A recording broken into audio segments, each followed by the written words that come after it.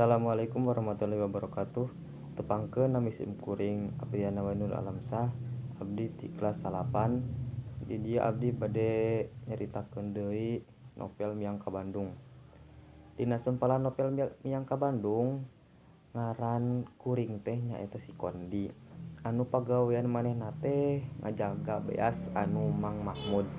Ari prak-prakan gawe manehna ngan ukur kurah nyatetkeun sawai anu nyokot barang kanu Mang Mahmud jeung sakumaha deui lobana.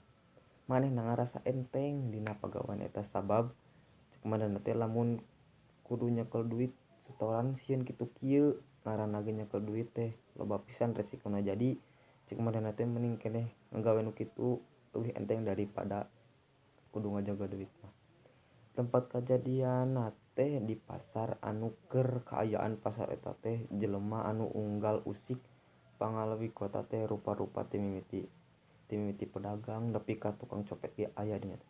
Manehna teh ngarasa rumas lantaran sare di eta jongko teh gandeng pisan.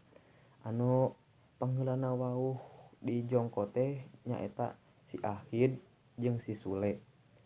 Manehna sok obrol di jongko si Kondi sabab rada geunah dipake. Sakitu wae anu bisa kusimpuleun dudugikeun. Hamputeun billahi kulepatan. Wassalamualaikum warahmatullahi wabarakatuh.